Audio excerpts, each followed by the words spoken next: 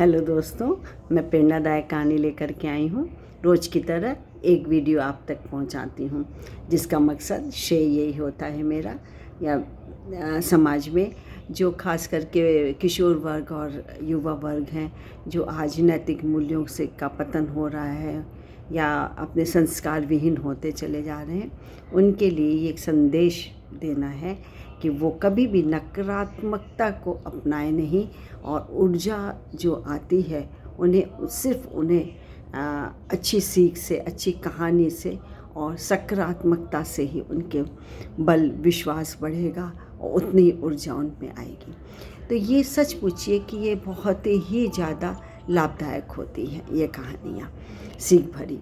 तभी तो लेकर के बच्चों से लेकर के अब तक हम लोग कहीं ना कहीं कहानी के रूप में हम लोग अपनाते रहते हैं। और बचपन में यदि बच्चे नानी मामा या दादी से या बाबा से सुनते हैं, सोते समय अपनी उनके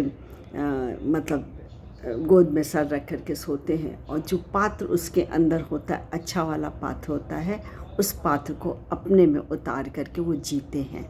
तो ये सीख भरी कहानियाँ बहुत उपयोगी, बहुत लाभदायक होती हैं। तो आज मैं एक कहानी आपको सुनाती हूँ। उसका शीर्षक है नदी का घमंड।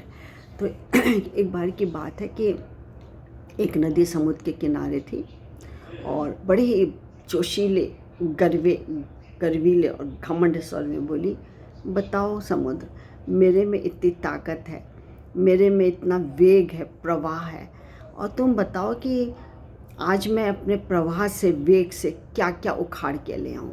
तुम कहो तो मैं पहाड़ ले आऊँ, तुम कहो तो मैं मकान उखाड़ के ले आऊँ, तुम कहो तो पशु पक्षी ले आऊँ, तुम कहो तो मानव आदि को उखाड़ करके फेंक करके ले आऊँ, और तो और मकान दुकान जो बड़ी बड़ी बनती दिखती है, बिल्डिंग बनी हुई है, उन तक को मैं चुटकी में अपने बहाव से, अपने प्रभाव से बहा के ले आ सकती हूँ।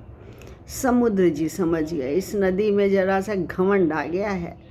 ठीक है, कोई बात नहीं, आने दो, समय के साथ ये भी ख़त्म होगा। तो उसने कुछ नहीं कहा, लेकिन बस कहा कि अच्छा बहन, तुम लाना ही चाहती हो तो तुम ऐसा करो, जो ये घास पतवार उगती रहती हैं, तुम उनको मेरे लिए उखाड़ करके लेकर के आओ। तो नदी ने कहा, बस इतनी सी बात? मैं तो मकान दुकान, मानव, पशु पक्षी, पेड़ पौधों की बात कर रहे हो, तुम जो कि हो जरा सी घास की बात कर रहे हो, इसमें कौन सी बड़ी बात है? मैं गई और आई घास ले करके। बस चल दी वो तुम नदी महारानी जी चल दी और बड़े पूरे प्रवाह से बहती रही। लेकिन भैया, वो सब कुछ उखाड़ सकती थी, लेकिन घास का तो टस से मस ना हो। वो तो और जो जैसे वेग ज़्यादा हो नदी का, वो झुक जाए, वो तो उखड़े ना। फिर भी उससे कोशिश की, अंत में कोशिश करते करते वो हाफ गई, परेशान हो गई, उसे माथा पकड़ लिया कि ये क्या हुआ।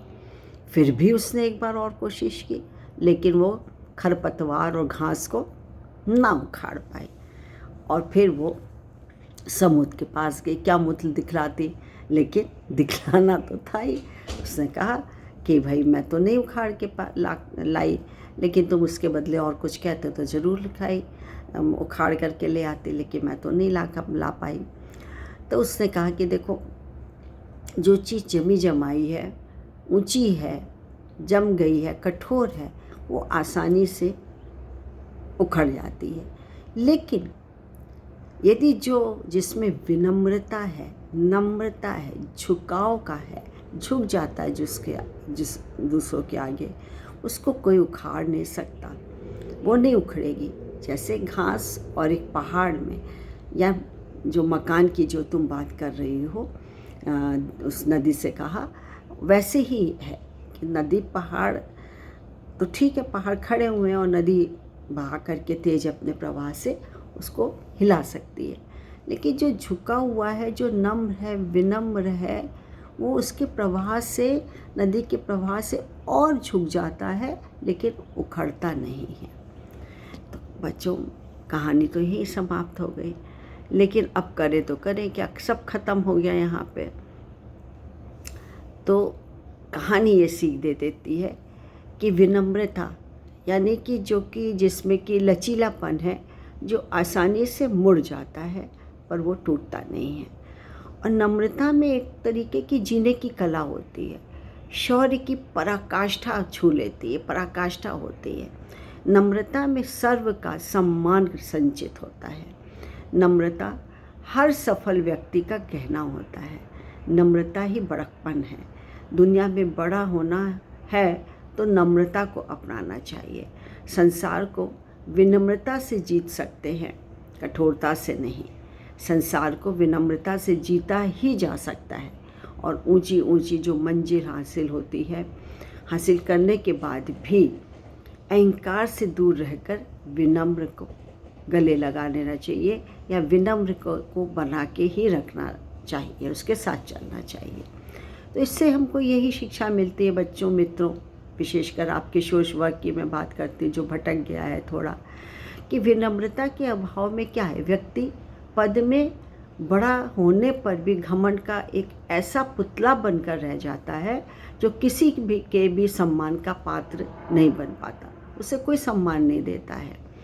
ऊंचा भया तो क्या भया, जैसे फल खजूर, पंथी को काया नहीं, छाया नहीं, फल लागे अति दूर। ना तो फल मिलता उससे, और इतना दुबला पतला होता है कि पंथी को जिसके नीचे होते तो छाया भी नहीं मिलती। तो ऊंचा हुआ तो क्या हुआ, जैसा पेड़ खजूर।